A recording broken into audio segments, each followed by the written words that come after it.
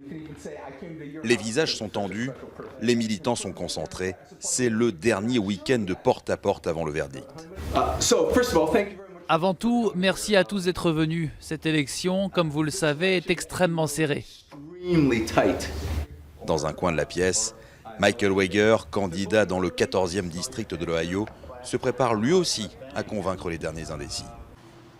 C'est une belle journée pour faire du porte-à-porte. C'est mieux que sous la pluie ou sous la neige comme en 2012.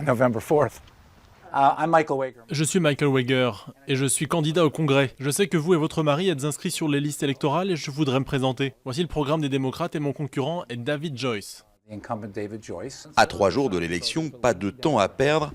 Alors pour cibler ceux qui hésitent encore, le candidat utilise une base de données incroyablement précise. Cette carte m'indique toutes les maisons dans lesquelles je passe. Et pour chacune de ces habitations, j'ai cette liste qui m'indique si les habitants sont démocrates, leur nom, s'ils ont fait une procuration pour le vote. Ça m'en dit plus sur les électeurs que ce qu'eux-mêmes pourraient me dire. Une pratique impensable en France, mais totalement légale ici.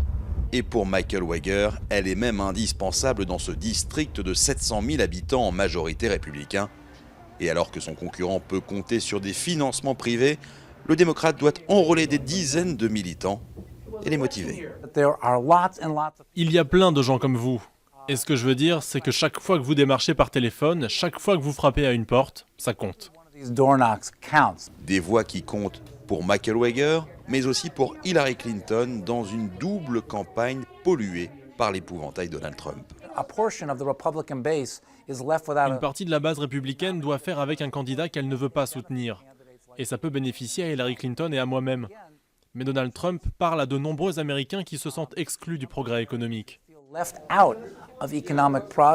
Parce que le Congrès actuel est républicain et parce que Barack Obama est démocrate, seule une vingtaine de lois significatives ont pu être votées ces 2 dernières années. Alors en quelque sorte, le sort de Michael Wager et celui d'Hillary Clinton sont un peu liés parce que les démocrates doivent tout gagner mardi pour pouvoir gouverner.